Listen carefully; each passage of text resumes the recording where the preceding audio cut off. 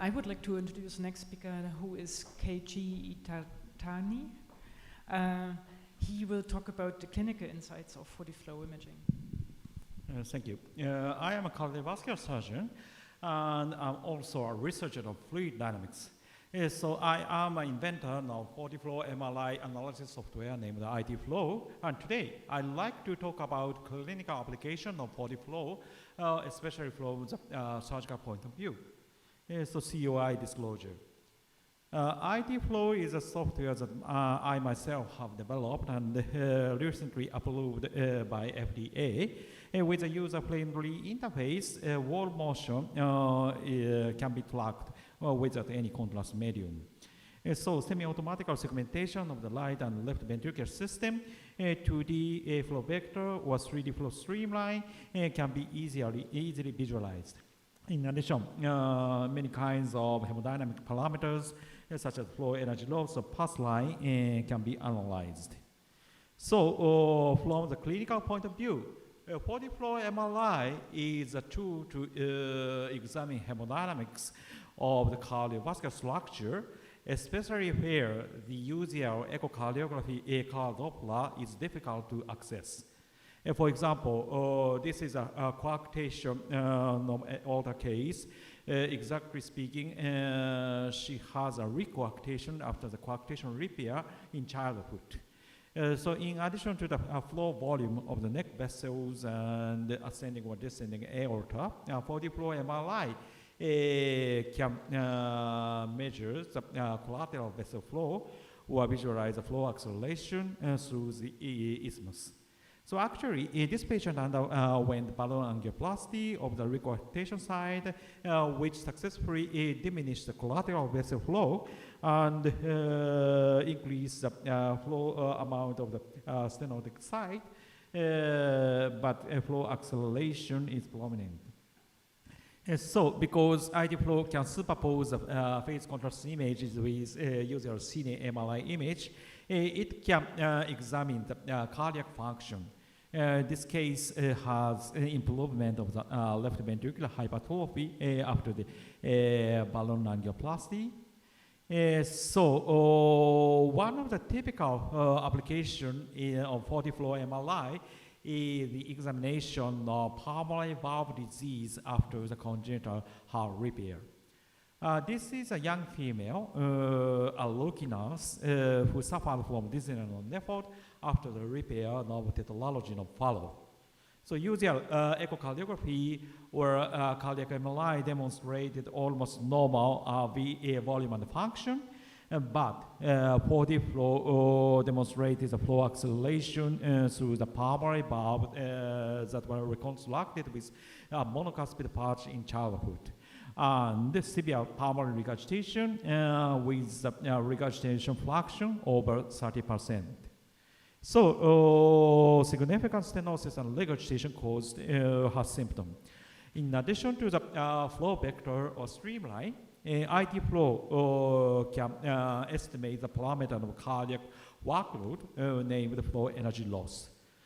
Flow energy loss is a kind of viscous friction caused by the disease turbulent flow and calculated with this formula. For example, in a pipe with the stenotic side, turbulent jet flow or vortex flow after the jet flow causes high energy loss, which is illustrated with yellow or white color. The dissipated energy should be in an extra work for the ventricle that are placed just proximal to the stenotic turbulent site, and the energy loss is a predictor of ventricular deterioration. So we go back again to the tetralogy of fallow case who has prominently high energy loss both in systole and diastole. So that is caused by pulmonary stenosis jet with afterload in systole and pulmonary regurgitation turbulence caused preload in diastole. So total energy loss in this case sums up to over 5 milliwatt. That is 5 times higher than that in the normal control. So usually, this kind of pulmonary valve disease case should undergo simple or valve replacement with an artificial valve, but in this case, turbulent flow is estimated to be remained because of the anatomy of the pulmonary artery. This is a simulated result using computational fluid dynamics using a supercomputer. So that is why I resected the main pulmonary artery with the intimal repair as a bifurcation point and interposed the valve conduit in this case. So preoperative simulation demonstrated a smooth flow streamline using a supercomputer. And the postoperative hemodynamics is also examined with 40-flow MRI, which demonstrates a successful smooth flow streamline through the pulmonary artery and the prominent reduction of flow energy loss almost to the normal level. And she works quite fine, even on duty at night as a nurse. So even the very complicated heart anatomy can be assessed with 40-flow MRI. Next case is a high school boy after the repair of transposition of great arteries with VSD who required arterial switch operation. But this case require additional procedure for VOT because of the pulmonary valve stenosis. Unfortunately, this case had a single coronary arterial system. That means LMT is located just in front of the pulmonary valve. So previous surgeon created a hole on the RV and make a flap to cover the LMT using a main pulmonary artery and reconstructed using a monocuspid patch and created a double track reconstruction from the RV to the PA. This reconstruction apparently seems quite smart. However, in the long term, these two tract causes severe stenosis with regurgitation that caused his RV enlargement with deteriorated electrophysiological activity. So user catheter exam demonstrated quite fine coronary arterial runoff, but LMT is located between the double tract, which caused prominent pressure gradient with regurgitation. So 40-flow MRI, of course, visualizes the flow acceleration and regurgitation volume or fraction. But in addition, in this case, highly enlarged RV with deteriorated contraction force is observed. And because of the complex heart anatomy, this is a reconstructed CT scan, which indicated only limited space between LMT and chest wall, just only 1.5 millimeter, and double tract is detected. So what I have performed in this case is the dissection of the pulmonary arteries and the removal of the monocuspid patch. The original pulmonary valve was closed, and also main pulmonary artery was closed with the pericardial patch. And right side pulmonary artery was incised and enlarged with the pericardial patch, which is also used to exclude the main pulmonary artery. So RVOT was extra-anatomically reconstructed using the valve conduit, which was placed into the left pleural cavity with a smooth curve created with a torque force. So postoperative hemodynamics demonstrated with 40-flow MRI visualize a smooth curved streamline that I have imaged during the surgical procedure. And this case has prominent improvement of the right ventricular volume and the function afterward. So this kind of surgery is so complicated, so that is why my next challenge is to develop a system to design the surgical procedure using computer. So in my plan, on-site software can expose CG image that can be easily handled with clinicians, and then exported and uploaded to the cloud system where a supercomputer calculates blood flow with computational fluid dynamics technique, and then the calculated data was downloaded to the on-site software again to visualize the hemodynamics. We surgeon should perform reconstruction with a limited restriction of the anatomy, such as surrounding tissue, including bronchus or chest wall or any other kind of surrounding tissues. Then we have to plan or design the surgery before the actual surgery. This is the final slide that describes the blood flow imaging. In my opinion, blood flow imaging consists of two methods: calculation and measurement.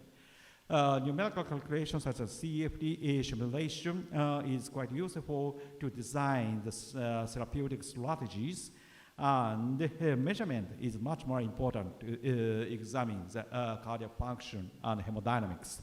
So in addition to the blood flow visualization, some kind of mechanical stress, such as wall shear stress or flow energy loss, would be quite useful to predict the cardiovascular deterioration by quantifying the mechanical stress on these structures. Thank you for your attention.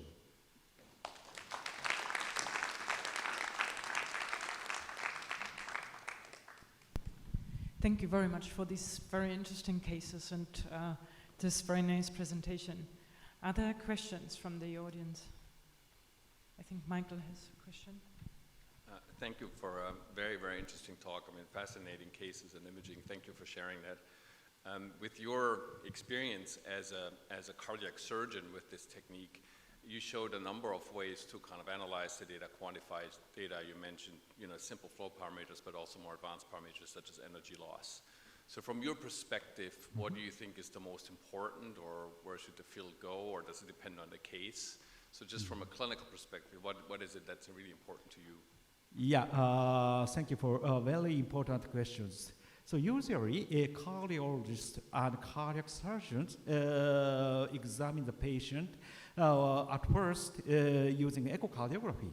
However, echocardiography has so many limitations, such as measurement window or anatomical limitations.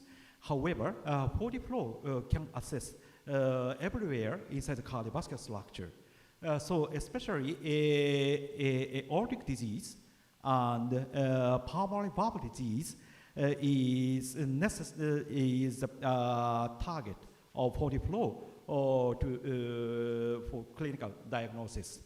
So, because congenital heart disease often suffers from pulmonary valve disease, in my hospital, around 100 cases per year undergo cardiac surgery of this kind of repopulation.